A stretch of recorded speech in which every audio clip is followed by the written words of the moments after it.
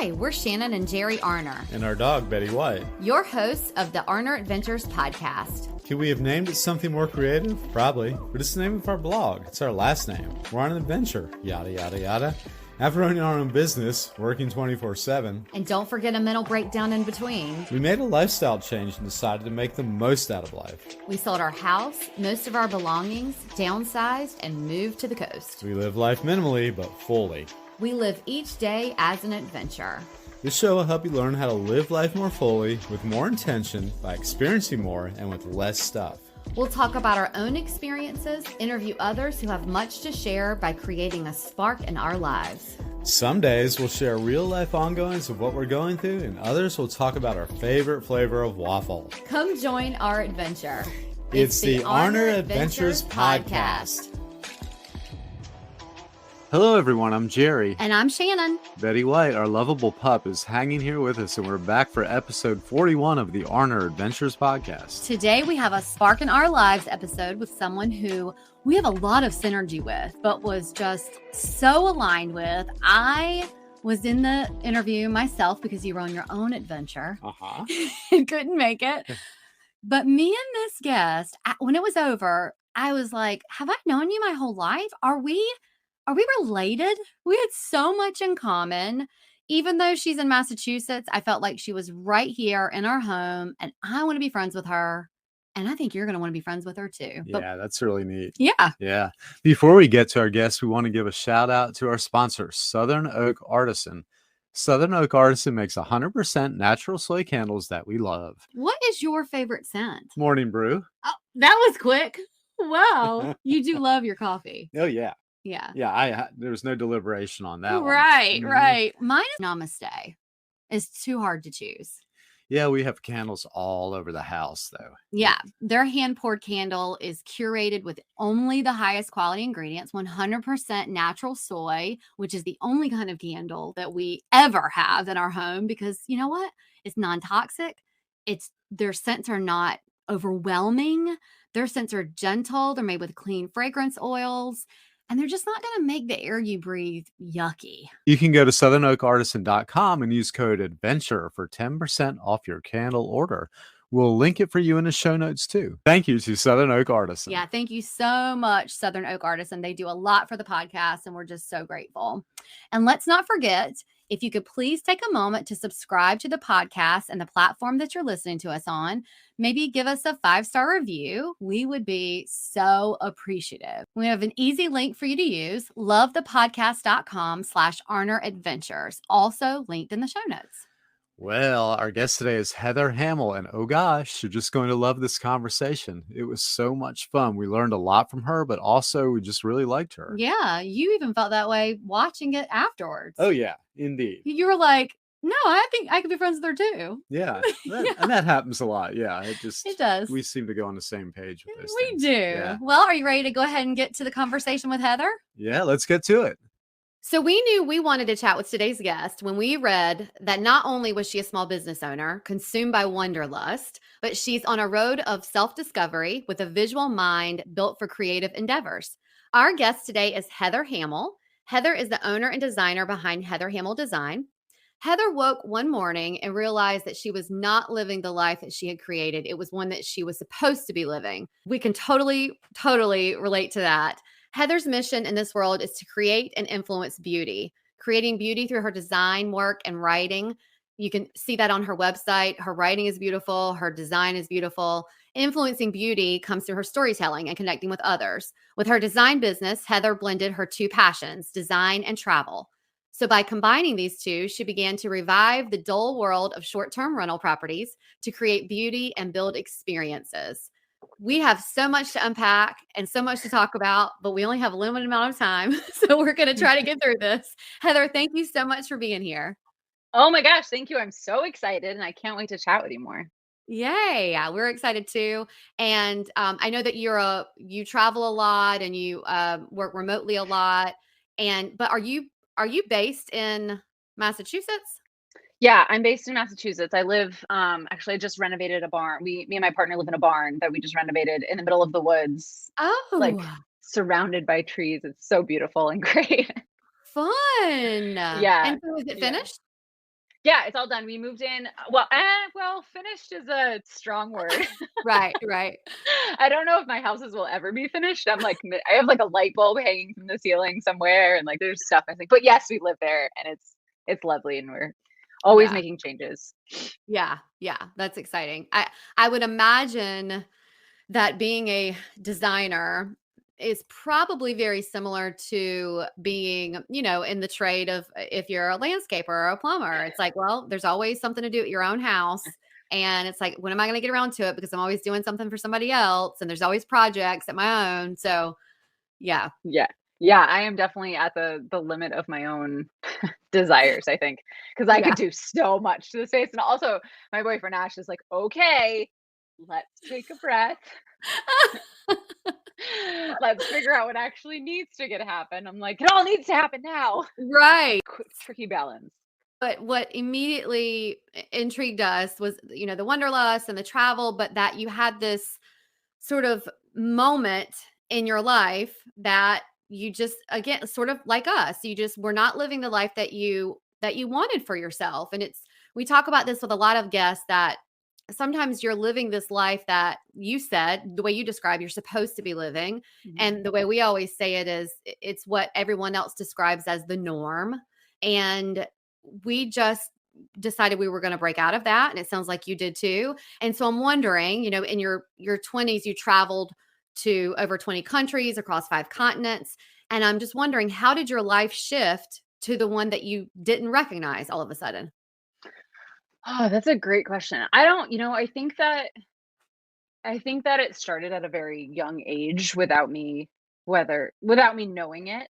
I was raised in a very middle to upper class white family in a predominantly white neighborhood, and I just didn't have a lot of out of the box experiences. I had both my parents worked full-time jobs, my grandparents like owned businesses, and everybody was very successful, and like there was just this path that was sort of laid out in front of me, that you know I thought that I was wanted. That's what I thought I needed to have. That's what I thought I needed to be successful. It's what I thought I wanted to be happy. It was like I saw my parents' life and my grandparents' life and this happy little family that we had. And I was like, this is all great and beautiful. And like, I want all this. How do I get it? And so I set a lot of my life up to get that. I went to a private school, and after private school I went to college, and I lived away from home, and when I got back it was like I was searching for my job, and it was like I met this man who was a police officer, and I was like, this is great. Like, we bought a house together, we got married, I became a teacher, and like all of these things were lining up. I was like, this is it. Like, this is where we've gotten. And it was at the point where all of those things were finished. I had gotten my graduate degree, I was a teacher, I had my husband, we had the house, and I had planned all the things up until that point. And it was at that point that I was like, holy smokes, where am I, and whose life is this? And I made this for somebody, but it's not me. Right. And it was it was a culmination of a lot of different things that sort of led to that point, of course, but that's as like simply as I can put it, where it's just like something is happening right now, and I need to follow this path. Yeah.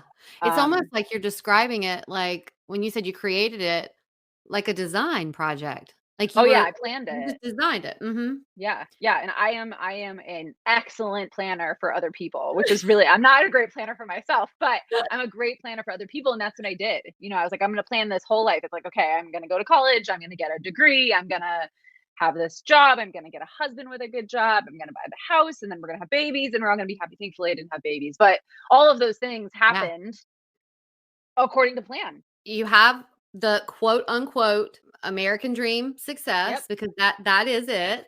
And then was it literally you woke up one day, or was it like I don't know, I'm starting to feel this, and like a year led up to it, or I mean, was it just kind of a magic moment, or what was that like, that No, it was experience? like it I mean, it feels like now it was literally I woke up one day, and then I Yeah. like that night I had this big conversation with my husband, and I was like, "Hey, something's really wrong here." Like, I don't know where I turned left. But, looking back now, it's easier to sort of see all the signs. Yeah. Um and yeah, it was just I was never I was never excited to be where I was. I always, again, this is looking back on it now, but like those 9, 12 months leading up to that, I just lived a very comfortable life. Like it was Mhm. safe and it was comforting, and nothing really ever felt scary or exciting or out of the ordinary. It was all just platonic. And now I know that for me is a red flag. That is not how I live my life. That's not the kind of person I am. And Yeah. back then I didn't know that. Now I'm like, hold on, I'm bored. Something needs to change. Yeah. Um, and then there was this other really crazy thing that I'm a CrossFitter. I was a CrossFit coach for many years on the side, and I'm very fit, and I worry a lot about. I don't worry. I work a lot on my fitness, and I had gotten hurt. I hurt my back doing something, and it wasn't a moment of like, oh my gosh, that popped something. I just hurt myself. It was like this over time. I had this pain that was like debilitating. Like I couldn't get out of bed. And I was like, what is happening right now? And I went to see all of the people. And this is over like 6 or 7 months. I went to the chiropractor and the physical therapist and a massage therapist, saw all the people. I was like, okay, whatever. Maybe I'm just hurt and it's going to be fine. The moment I had the conversation with my husband that I wanted to leave and that something was wrong, I haven't had back pain since. And so that for me Wow. was like, whoa, this is Yeah. like this huge validating moment Yep. that I wasn't searching for, but my body was very clearly trying to tell me something. I'm getting Yeah. like a little emotional thinking about it, but my Yeah. body was very clearly trying to tell me something. And in that moment that I was able to honor that, it was like, whew, thank you. It literally, and I was describing this recently through something that we've been going through that it it it is a weight when you are going through something that's so stressful. And I describe it the same way. I can kind of say, gosh, my back is killing me. What did I do? What did I do? And it can be the same thing. It's like when the stress alleviates or when the problem goes away or Yeah. whatever, it goes away. And I learned, and we're going to talk about this in a second about therapy and stuff, that I learned through a lot of therapy that people say it all the time about what stress does to your body, but it really, really does affect and hurt your body. I mean, it really does. So to hear you say that too, I mean, it's affirming in a really, shitty way, but it's affirming. Yeah. It's Yeah. affirming to hear that, oh yeah, that's true. I mean, it is Yeah. true. We wanted to take a pause for a second to tell you once again about how much we love Sugar Wish. If you're a regular listener, Sugar Wish isn't new to you. You already know how much we adore the fact that we count on Sugar Wish to send gifts to people. Why? Because it's easy. Yes. It's a time saver. Yes. You know the recipient is going to love it because they choose what they want. That's right. And it's not a gift that's going to take up space because it's edible. Yes. What's not to love? You forgot something. What's that? You save money because we have a code to share with our listeners. Oh my gosh, that's right. Use code Betty White. That's all caps, one word, Betty White, to save $7 off your gift to someone. We also have the link in the show notes. Yep. Whether you're gifting someone candy, snacks, tea, coffee, wine, or some dog treats to one lucky pup, that code works to save. Sugar Wish always saves the day. Yeah. So, wow. Well, okay. So, of course, like I said, we're big advocates for therapy, self work. I feel like it's an ongoing process to work on yourself. I don't think it should ever stop, but I am constantly into both of those. And so we can resonate with your journey with that. And I'm just wondering, I know that you've talked about on your blog that therapy and deep self-work changed your approach to life. So tell me about that. Like how has that worked and how did it sort of help you with that transition? Yeah, so that this big decision to leave my husband and my family and my life. I wasn't in therapy at the time. But I had very, very close family friends who I adore, and they were like, "Look, you don't want to be here again." And I was like, "Oh shit, no!" Like I never again. They were like, "You need help because otherwise, like these patterns are gonna just keep going and keep reappearing and nothing like you need to move through this and figure out what's on the other side." And I was like, okay. And I was somebody my whole life, I was like, I don't need therapy. I'm so happy. I don't need therapy. This is great. And then I went to therapy and I was like, "Oh, like how is the world even functioning without therapy?" I know. I was like this there was like this mind blown moment where I was like, "Oh my God." So yeah, so that moment I started therapy and I found this incredible woman. I practice IFS therapy. I don't know how familiar you are, but it's a belief that we are made up of parts. And so it's sort of working with, past parts that have been really traumatized, but also working with parts that have sort of arisen and taken place during times of turmoil, or even on the opposite end. I have like a superwoman Heather part that I Uh-huh. call her my superwoman because she comes in like she's the one that planned my whole life. She's like at some point she came in, she's like, "We got this. We're gonna just wrap everything up and we're gonna do this, this, and this, and you're gonna roll it out." And so like through my therapy, I have discovered and learned all of these parts of me and sort of how they all relate to my external world, but also how they all communicate with each other and how I can show up for them, myself, how myself can show up for them and support all the parts of me. What does Um, IFS stand for? it stands for internal family systems, Okay. which sort of sounds counterintuitive, but it's actually talking about like your literal internal family and like Okay. right. So all of these parts of you are a family system, and how they all work and interact with the outside world. Okay. Yeah, it's super. It's very. It's deep work, but it's also really relieving. To sort of put.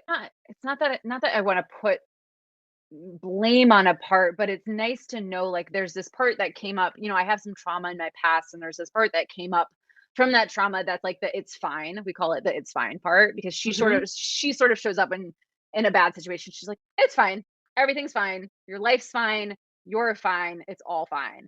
And so Mhm. to sort of be able to see that part of me and take myself out of it and be like, "Oh, wow, like that part is hurting, and like thank you for Yeah. also supporting me and protecting me in this moment and like trying to care for me, but also I'm here and I can support you." And like it's been this mind-blowing this mind-blowing experience. S um so it's a special when if you're interested in that, like, if I'm interested in that, I would look for, a therapist that specializes in that? Is a yeah there's a specialty? whole yeah there's a whole IFS community. So you can look up, I think it's the IFS Institute. Don't Okay. quote me on that, but there's a whole IFS basically directory where there's like therapists. My therapist, I do virtual with her. She's in Right. Vermont, which is it's like an hour and a half from me. If it's a Yeah. really special day, I'll go up to her, but Yeah. usually it's all virtual. Yeah, mine's And they virtual have a too. yeah, and they have a whole directory on there of IFS therapists. Okay, okay. So, all right, so you get on this path and, the deep self-work and help change things, and so do you feel like it and I know we talked about it is an ongoing process, so do you feel like with the transition that you were able to recognize ways that it helped you sort of improve with your quote unquote new life or the one that you wanted? Are you able to say, okay, yes, this is the one that I wanted? I mean, I don't know. I don't think it was that easy. I don't think it was. okay. I think that that whole transition for me was really, really hard, and I think that not only was I leaving a marriage and getting divorced at 27, which in and of itself caused a whole lot of insecurities, but the biggest thing for me was I had to learn to believe in myself, and I had to learn, I call it now leading with self, because I hadn't been. I was leading with this other part of me that was taking over because I had all of these unresolved issues. Right. And this is where for me the constant journey is going to come in. It's like always coming back to myself and leading with self. And that has, going through therapy and healing past traumas, healing through this big life change, but also learning to lead with self has what has really sort of put me on a pedestal to live my life the way that I Yeah. want to. And because it leads to all sorts of other things. It's like when you're on that pedestal, then you're like, "Oh wow, now I can see everything." And like I Yeah. actually want to look into that, and I want to read that, and I want to do some journaling, and I want to look into this. And like so it's really sort of given me this pedestal to look out on. And it Yeah. sometimes it crumbles. Sometimes I fall off, and sometimes I am Yeah. in the middle of a ditch and I'm like, "Okay, I need a bath. I need Yeah. therapy. I don't know. Somebody help me." Oh my gosh, I relate to you so much, Heather. I I'll tell you something else I related to is when I was reading something that you'd written, you said how when you were little, you were described as being all over the place. And that you I guess you still sort of feel that you're all over the place. I'm like, "Oh my god, yeah, I'm totally like that." So, I don't know if you know Scout Sobel. She's an entrepreneur, but she wrote a book called The Emotional Entrepreneur, and she lives and her life with bipolar, and she talks about it openly, talks about how she really became successful once she really owned it and started dealing Yeah. with it and, but she talks about how she's always described as being too much. And she said, once I decided that I was going to embrace my too much and use it, for my work or whatever it is, it's like I just decided, to lead with self. And then she was just gonna Mhm. lead that way. So when I read that, and now I'm hearing you say lead with self, I guess my question here is, do you feel now when you say I'm described as being all over the place, do you feel that is do you try to make that a positive for yourself, or do you feel it's a negative? It's a great question, and I definitely wanna look into Scout now because that sounds like an incredible Yeah, journey, for yeah, sure. she's great. Um, yeah, but to be yes to all of the above. It's a negative and a positive. I think it's a constant struggle for me. Yeah, I was all over the place. I also got social butterfly a lot. Yeah, yeah. She's a social butterfly. She's not good at school. And now I'm like, yeah, C student. Woo! Go me. But yes, I just and this is part of like one of those paths that therapy led me down. I recently hired a business coach, and she's this like beautiful spiritual life business coach, and plus she's kind of badass, and she's just like sometimes she's like, Heather, no, and I'm like, oh, okay. Okay. But she's the one that has really, I shouldn't say that, there's a team of people, but she has really helped me dive into what that means to be all over the place. And, when Yeah, I first started with her, this is like 6 months ago, 8 months ago, I was like, I want to do this and I want to do this. And I want to be a writer and I want to be a designer. And maybe I want to be a nanny still and be kids. And she's like, okay, well, let's try to figure out. She's like very about Dharma. And she's like, let's find your Dharma. Let's find your purpose. What is it? Like, where do we go? And that's where like the sort of creator and creating and influence beauty came from. Like yeah, that's what I aspire to do in life. And then it was like, okay, but I want to do this and I want to do this and I want to do this and I want to do this. And she's like, that's what you do. And I was like, no, no, no, but I need to find my thing. Like I need to find my one thing. And she was like, Heather, your thing is to do a lot of different things. And then I was like, oh my gosh. Like I just yeah, had this huge, like, it was a light bulb moment, but it was also this like insane sense of relief where I was like, oh my gosh. Like, of course they said that about me when I was 9. Of course they saw it when I was 15. Like, of course all these people say this about me. That's me. And yeah, so I have, and when I say it's a negative and a positive, I have a lot of trauma from childhood around my teachers and my parents saying, you need to focus, you need to do one thing, like you do too many sports, you need to focus on school. And like that whole sort of negative belief system that part of me incorporated into my life. So that for me is where the negativity comes in and is sort of the battle for me where I have that part of me comes in. It's like, no, no, no, why are you doing this? Like you should focus on this and do this more. Like, why are you, flighty and going over here? And then, the bigger self, the part that, leading with self, that bigger part of me comes in. It's like, no, no, no, this is your thing. You do right, other things. And it's still, right. it's so hard.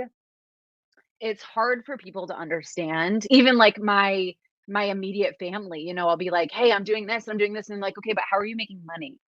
And I'm like, I'm doing this and I'm doing this and I'm doing this. And you're like, no, no, no, but what's your career? And I'm like, oh Uh-huh. gosh. I'm I not all done having this conversation. Oh, we could Oh, have a whole podcast about that. I oh can't my stand gosh. that question. I Oh, and the Yeah. the what do you do? The what do Yep, you do question is always, my question to people is always, what do you do for the world? And other people's question is always like, well, what do you do? And I'm like, well, where do you want to start? yep. I have lots of bows on my string. These like, Oh my where do you want gosh, to go? yes, So yes.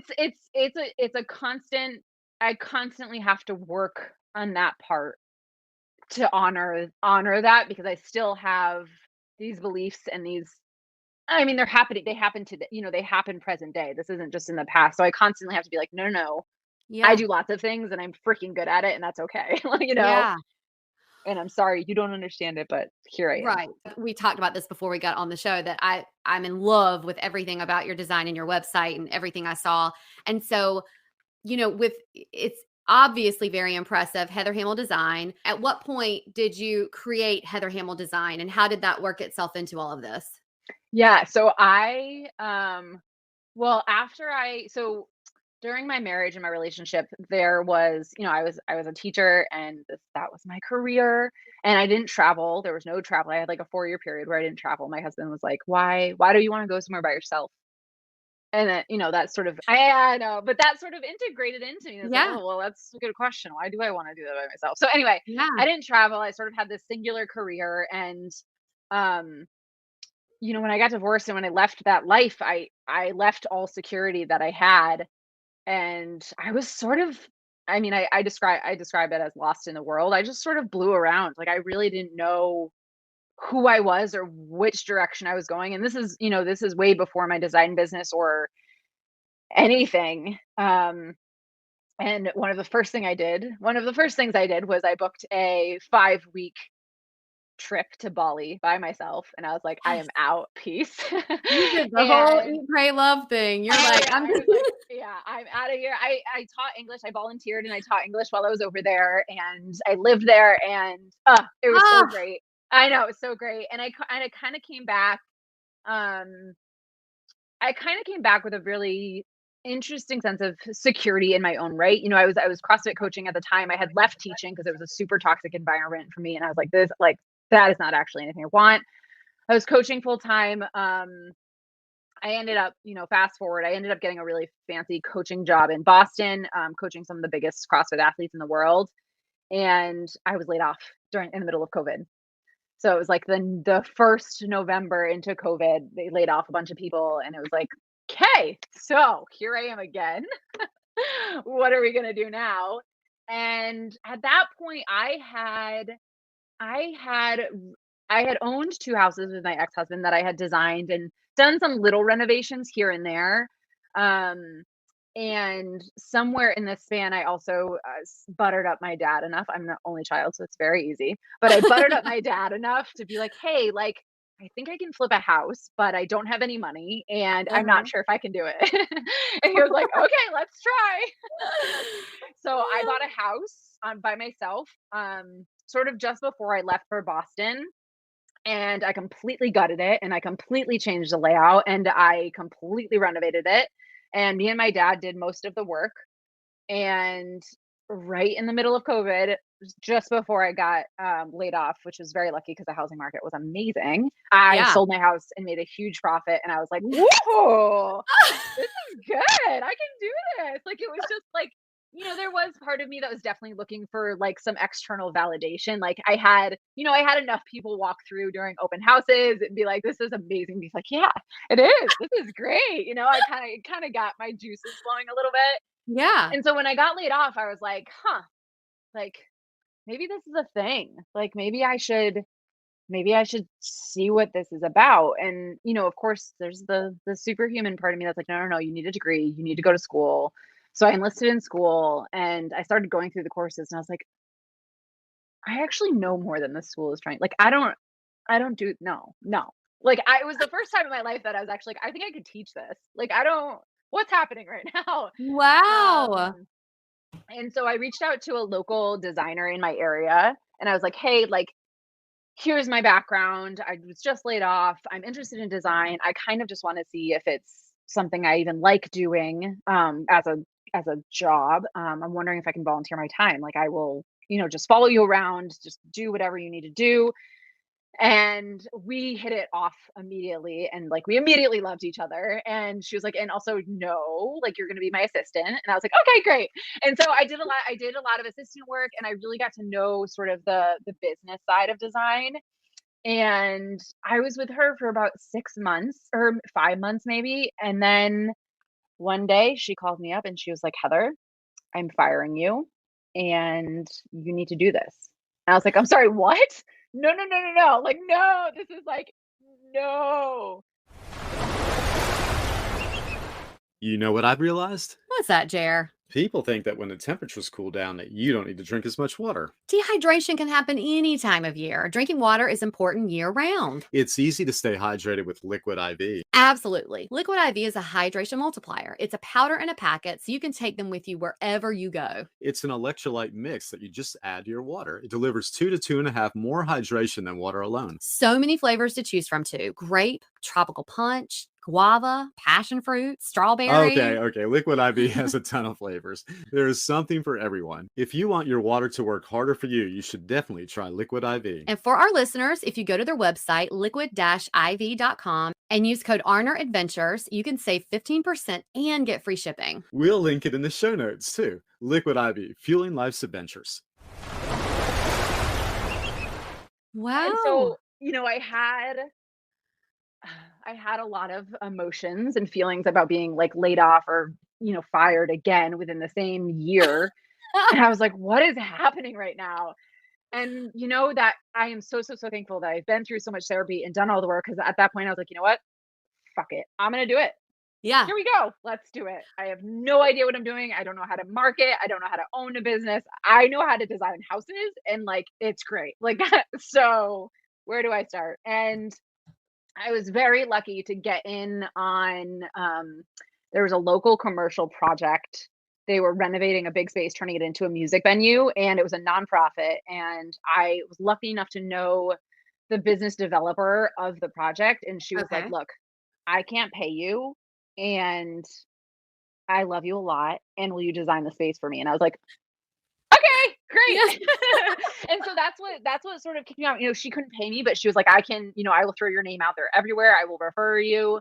And that is what sort of kicked off my whole journey. And then, I was able to hire a business coach within that and sort of really narrow down my niche and where I Oh, wanted to go with it.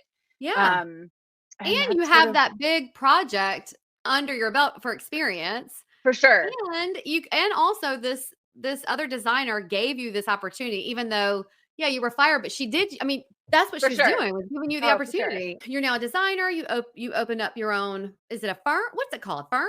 What is it called when No, it's a I've been design also, firm? I don't know. I've been sort of messing with that too, like a studio, Like a business firm. studio? Okay. I don't know what I it's don't called know. in design. So Me. you opened your own business, Business. but whatever. Your own separate thing.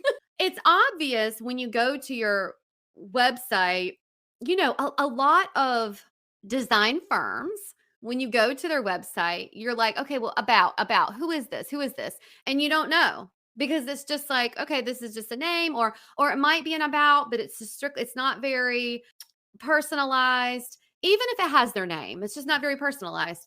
And Yeah. so when you go to yours and it has the blog, and you're like, oh, okay. But even that, a lot of businesses get in the blog game because they go, well, it'll help my SEO. I'll go ahead and do my blog and I'll say Yeah. top 10 tips for this, top 10. But you really put in like a lot of your personal story. Oh yeah. And I love that. And so you're able to then, integrate your design work and your writing. And Yep. so do you feel like that sort of fulfills that for you, that passion that you had for both? Making Yeah, things beautiful and writing? I just and I think it's bigger picture that just sort of comes up. Like this was one of the things I took from design school too. Like I ran into enough designers that were like, okay, what style do you want? And it was like mid-century modern, or like, what style do you want? It's like country farmhouse. And like, I am just not that girl. Like that is Yeah. not me. If you're looking for mid-century modern, like I can give it to you, but I'm not going to like it. Yeah. And so, part of my whole development of my design business was like, I'm somebody who believes that not only does a house speak to me, but I think that it should be an interpretation of the people that live in it. Yeah. And for me, that's a really personal experience. And like, I don't know. I just never wanted to create a business or a house or anything that was unauthentic. I had lived this whole life that was not authentic to me. So I was like, oh, I'm all done. I want this to be really authentic, and I want my Yeah. designs to be authentic, and I want them to speak about not only the house, but the people that live in it. And so I think I took that approach to my own business too. It was like, I want people to know who they're dealing with, and that I'm not just going to come in and be like, great, this is mid-century modern, this is mid-century modern, here you go, like send it away. Yeah. Um, and I also like, I just think more people should be talking about therapy and their struggles and like real life shit, because there's so much fluff out there and there's so much highlight reels, and it's just like, it's Uh-huh. draining, and it's like not, it's just not real. Well, And so and I another to bring up Scout again, but this whole conversation reminds me of it, and I've just learned so much from her podcast and everything. But a lot of people will say to her, "I hear you saying being authentic about your mental health or therapy." She's like, but they'll say, "But I'm scared I'm going to lose business or what." And she says, "Yeah, I was scared of that too. But when I finally decided I was just going to come out and say, look, I have bipolar. A few years ago, I was hospitalized. I'm on medications." She said, it's like everything went up. yeah, People want you to be real. They want to yeah, know that they're working with a real person and that they are, following whatever a real person. yeah, And so that's why I love there's more reasons than that. Your website's beautiful, but another reason I love your website and your whole business model is that it does integrate that and that it's just so it's refreshing because I yeah, I do think we all talk so much about being authentic, but no, there's not a lot of people who really are. They talk yeah, about it, but they're not. yeah. And I also, I mean, I also think that like, I think the universe rewards authenticity. And Yeah. I think that the more that you are being, you're, leading with self in the world, the universe is going to recognize that and not only surround you with other people like that, but like bring you all the things that sort of align with that. Yeah. Um, I think so too. I think you're gonna have um I mean, look at me. I'm looking at your stuff and I was just intrigued by it. And I think that there are other people who look at your business or when they're looking at in your area or whatever, and yeah. looking at design businesses. Designers. They're looking at designers Yeah. and they say, "Wow, okay, this is an actual person. Yeah. I'm going to work with an actual person who is going through stuff or who is on her own journey." And I just think Yeah.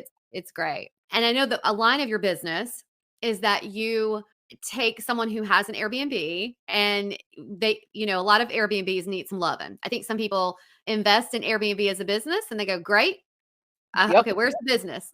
And they Yep. don't realize that people want to come and stay at a really cool place or they want to Yeah. feel like it's inviting and not, that it was Granny's old house and you turned it into an Airbnb. Right. So I I love that you do that. And so I'm curious what is that process like? And then is it just Airbnb? Is it just it sounds like it's rental in general. Yeah. Like, Yep. yeah. So how does that work out? Someone just calls you and says it's like any other design project or No, I mean, it's so the whole, so it sort of came about. So my love of travel, I've stayed in a lot of Airbnbs. And a lot of them are like you said, they're kind of shitty. And like a lot of uh-huh. people are like, great, I'm gonna buy an Airbnb, and they throw like secondhand furniture in there, Yep. and they throw like they have wires hanging everywhere, and it's just Yep. it's an afterthought. And like people can tell it's an afterthought, they'll still Yeah. stay there. But like I yeah, I was in France like, I don't know, 3 months ago or something, and we stayed in an Airbnb, and it was cute, and I was like, I was just in there with my boyfriend, and I was like, "God, this could be better, and this could be better, and this could be better," and he was like, "Just email them. Email them and tell them that." And I was like, "Doesn't that feel like a little," and he's like, "No, no, no." He's like, "You're a designer, like, just email them and tell them that." And I was like, "Okay." And so I emailed them. I was like, "Hey, like I'm a designer. I have some updates for your space that I think could, give you more money on a nightly basis and give you better reviews." And like I was being totally like, I wasn't trying to sell. I was just like, I have a lot of things I have to say. Sure. And he was like, sold. He was like, "How much money do you want? And how much time do you need?" And I was like, "I'm sorry, what? what? What? What's happening right now?" And that was sort of, so this is I mean, this is recently that this niche sort of came up for me. And yeah, so I guess the answer to your question is I kind of do whatever is helpful. I find that in short-term rentals, I tend to have a lot more creative freedom because people don't care, which is fun and motivating and empowering for me, and I love that. And I think Yeah. that's what's making me sort of lean into that a little bit more. Like Yeah. doing interior design for other people is wonderful, and I can influence beauty and I can create beauty and I can work with other people, but doing the short-term rental thing, people don't care about, and they're like, "Hey, I Yeah, just they're need not this to make living this amount of there. money." Yeah, and I'm like, "Great, I got this. This is gonna be fun."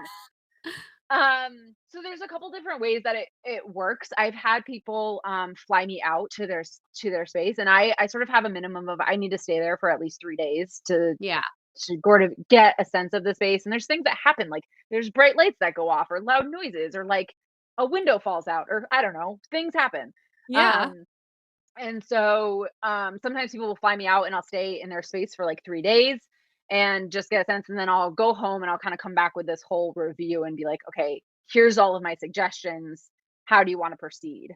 And then there's a couple ways you can do it. Like if the person has a lot of time, it can be as simple as like, "Here's this whole list.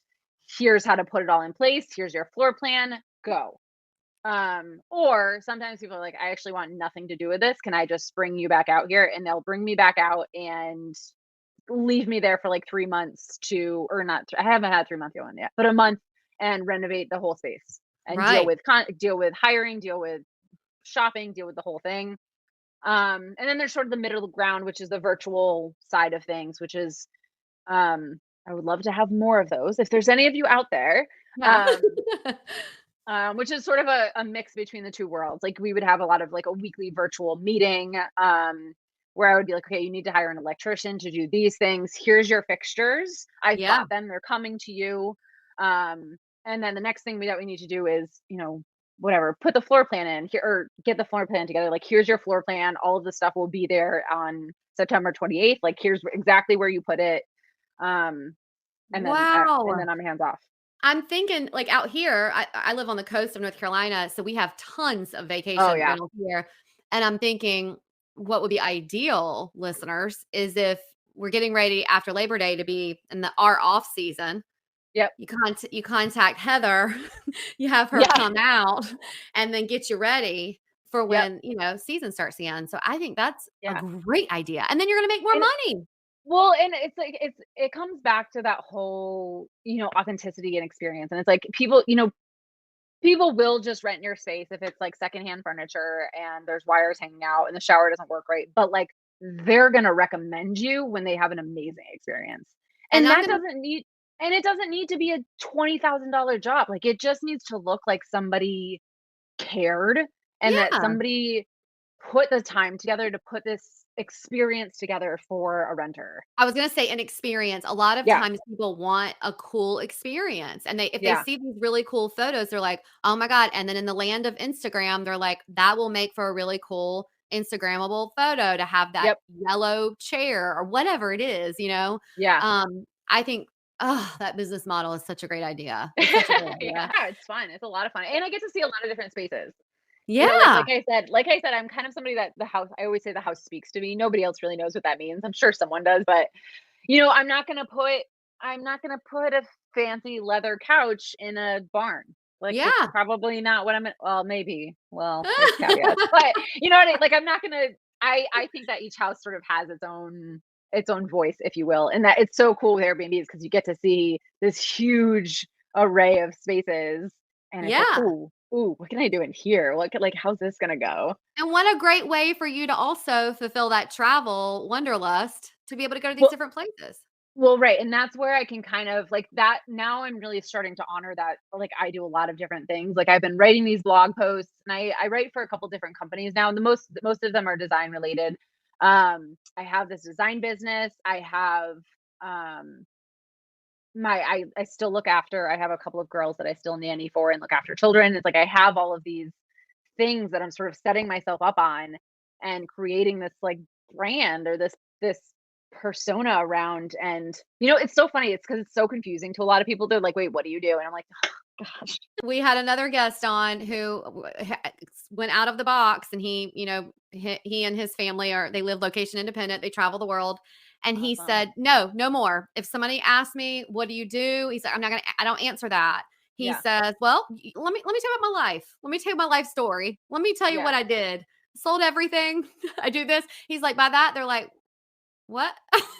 Yeah. I just asked you what you did. Stop asking that. People are Yeah. more than what they do for a living. It also just isn't I don't know, it feels so irrelevant to me. It is. And so I don't want to say unimportant. A lot of people that I've met that are like, "Oh yeah, I'm an accountant." They're not like, "I'm making the world better and this is how." They're like, "I'm an accountant. Like it's my 9 to 5. I work, Yeah. I make money." And it's like, is that really like Tell people me who need you account are. yeah, like I Yeah. just don't know. Ah, I don't know. Yeah. I struggle. I tell people when people ask me what I do, I tell people I create beauty and they're like, "Okay, what does that mean?" And I'm like, "Oh, great question. Let's talk about it." Right. And then when I ask people, I think I mentioned my question for people is always, "What do you do for the world?" And I get like so people are always most people are like, "Oh, I'm a accountant." And I'm like, "No, no, no, but what do you is that what you do for the world?" And they're like, "No, I hate that." And you're like, "Okay, well, what do you do for What do the you do? world?" That's a And great then they go question. into like what they're passionate about. And I'm like, "Oh my gosh, this is so," and then you start this like really incredible, empowering and motivating conversation between two people that we're just gonna be like, "I'm an accountant, I work 9 to 5," and like that's it. And commiserate about how terrible that is. Yeah, Or all yeah, set. All set with that. yeah. Okay, so let's get to your 5 questions, which are Oh this gosh, or okay. that. The number 1, hardwoods or carpet? Hardwood. Number 2, brunch or happy hour? Brunch. Number These are 3, easy. you're the fastest we've ever had so far. Number number 3, Airbnb or hotel? Oh gosh, can I say it depends? Sure. I think it depends on the situation and why you're there.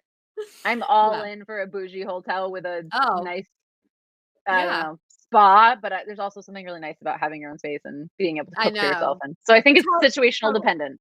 Yeah. Yeah, totally agree. Sometimes I get to a hotel and I'm like and then I'll hear something in the hallway and I'm like, "Why didn't I just go to an Airbnb? I know. Why didn't I just go do that?" Yeah, I know. But then sometimes I get an Airbnb and I'm like, I would have really loved a five-star hotel tonight." Right. Where somebody like comes and fluffs my pillows and Yes. puts like a lavender branch on it and like that sounds good. Number 4, plane or boat? I'm gonna say plain, but I am not opposed to a boat and love a boat. Mhm. I'm all for that. Yeah. But Okay. I like to get places quickly, but maybe I don't. That's a tough one. It's like plain is just like a little bit ahead. And number 5, ketchup or mustard? Oh, ketchup all day. But I have like a super bougie holistic ketchup that's like made of literally tomato puree and like apple cider vinegar, I think. So I don't Oh, do you make your own? no, I don't. I happen to find one. We have like a little holistic market near us, Yeah, and it yeah. has literally 4 ingredients in it. And I was a big ketchup. Like Oh, I was the person that put ketchup on my mac and cheese when I was little. uh-huh. So I am like about ketchup, but I live a very holistic life now. So I was like, fuck, I can't Yeah, have sugar or high fructose. So I found this really wonderful ketchup. But ketchup that all is day for sure. wonderful. Okay. Yeah, I'll We send have it to sort of you. a place like that near I was gonna say if you could Yeah, send it I'll to send me. it to you.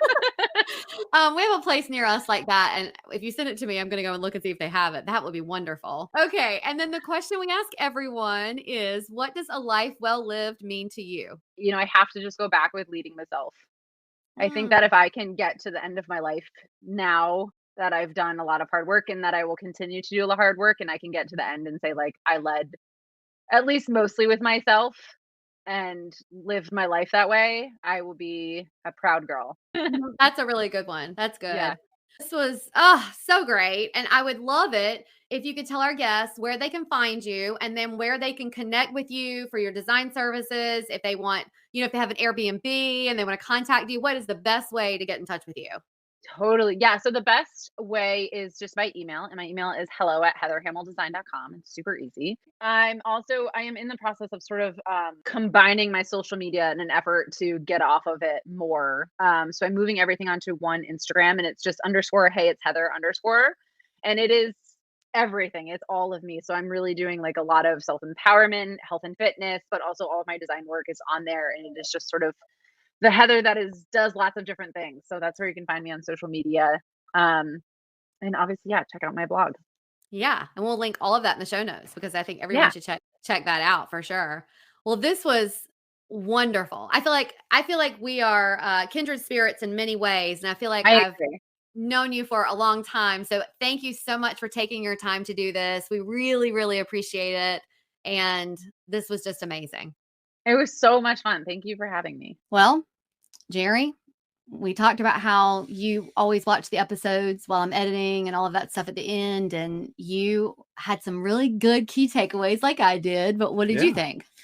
Well, first of all, I really enjoyed it, and I felt like you that this is somebody we could be friends with, Uh-huh.